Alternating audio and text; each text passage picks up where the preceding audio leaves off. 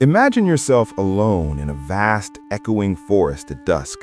The trees stretch high, their branches like silent sentinels, and you're walking a path you carved yourself, straight, unyielding, because relying on anyone else feels like stepping into quicksand. You've built this self-sufficiency like a fortress, brick by brick, from the moments when the world taught you that vulnerability is a crack in the armor. But here's the quiet truth whispering through the leaves. What once kept you safe now keeps you isolated. You, the one who prides yourself on needing no one, carry a hidden ache, the paradox of the self-sufficient mind. It promises freedom, yet chains you to solitude. You've mastered independence, but at what cost? Deep down, you sense it. This armor isn't protecting you anymore. It's suffocating the part of you that longs to be seen, to be held without fear. If this resonates, stay with me. We're about to unravel the hidden psychology behind it, the illusion of strength that masks a deeper wound. Let's step back and define what we're really talking about. The self-sufficient mind isn't just a personality trait, it's a survival architecture, forged in the fires of early experiences where dependence felt dangerous. Psychologically, this often roots in emotional neglect, a subtle, insidious form where your needs weren't outright denied, but consistently overlooked, leaving you to fill the voids yourself. Think of it as a garden left untended. The plants grow wild, resilient, but twisted away from the sun they crave.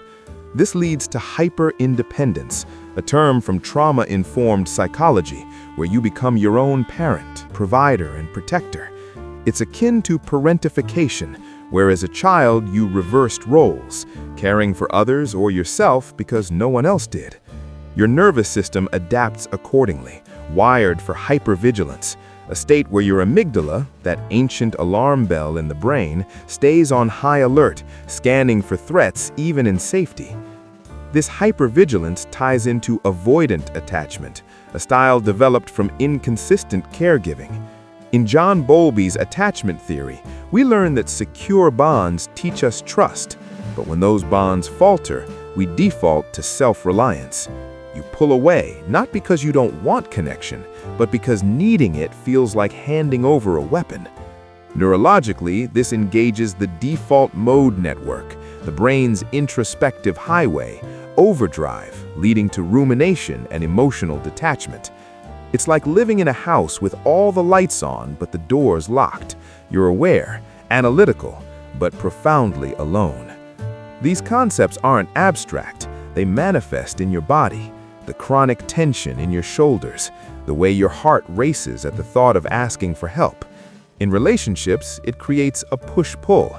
You draw people in with your competence, then retreat when intimacy threatens your control. Over time, this self-sufficiency becomes your identity, but it's a mask for the unmet needs echoing in your psyche. Now let's delve into the emotional toll, the invisible grief that shadows this archetype. The self-sufficient mind carries a profound loss, the sacrifice of your authentic self for the illusion of invulnerability. You've traded vulnerability for armor, but in doing so, you've entombed your softness, that innate human yearning for interdependence. It's a hidden wound of emotional abandonment, not the dramatic kind, but the quiet erosion where you learned that expressing needs leads to disappointment or rejection.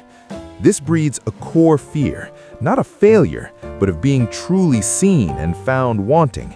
Judgment looms like a specter, abandonment like an ever-present void. Philosophically, this echoes Carl Jung's shadow, the repressed parts of ourselves we deny, projecting strength while our unloved child self whispers from the dark. Seneca, the Stoic philosopher, warned against excessive self-reliance, noting that we suffer more in imagination than in reality. Yet for you, the imagination of loss becomes a self-fulfilling prophecy, turning potential connections into preempted heartbreaks. Rainer Maria Rilke, in his Letters to a Young Poet, speaks of solitude as a necessary guardian, but yours isn't chosen, it's enforced, a prison of your own making. The existential weight is heavy. Days blend into a routine of productivity, masking the emptiness. You achieve, you excel, but joy feels fleeting, like sunlight through barred windows. This invisible grief accumulates, missed intimacies, unspoken longings, eroding your spirit. It's the relational consequence.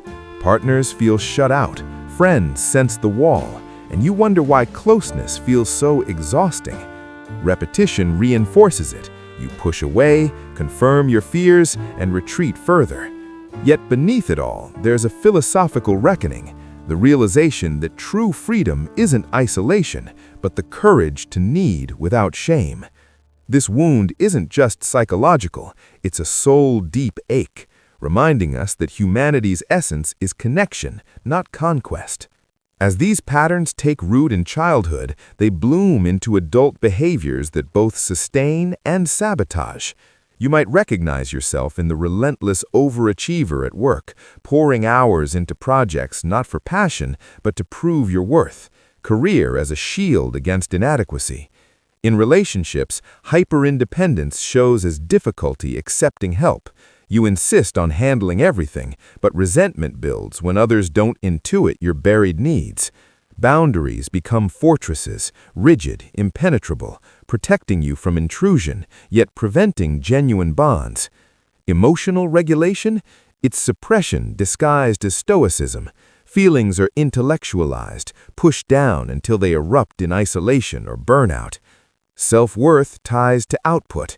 You're only as good as your last accomplishment, leading to perfectionism that whispers you're never enough. Identity fragments under this weight. You're the strong one, the fixer, but who are you without the role? In social settings, you observe more than participate, hyper-vigilant for cues of rejection. These are coping mechanisms born from necessity. The child who couldn't cry learned to endure silently. But awareness is the first unlearning. Notice when you default to "I got this." Is it strength or fear? Challenge it gently.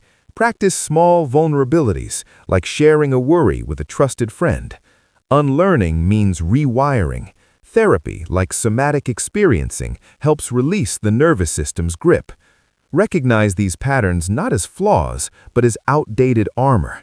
Over time, you'll see, self-sufficiency served you once, but now integration beckons, blending independence with interdependence. Healing this self-sufficient mind isn't about dismantling your strength, it's about softening the edges, inviting wholeness.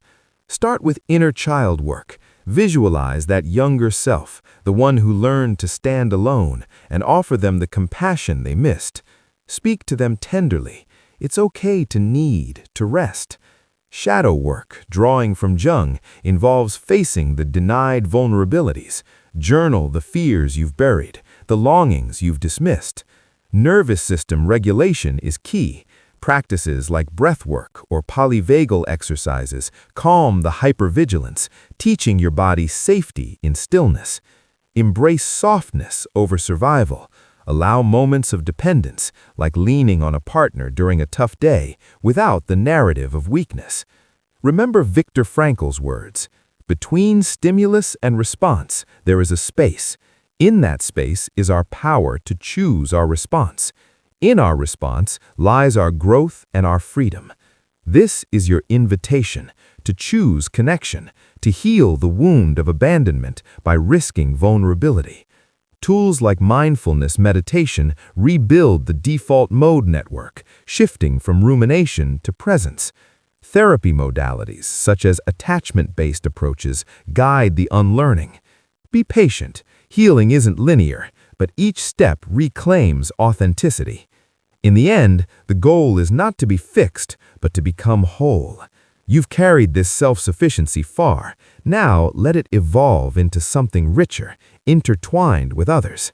If this touched you, like and share. It might reach someone else walking that solitary path.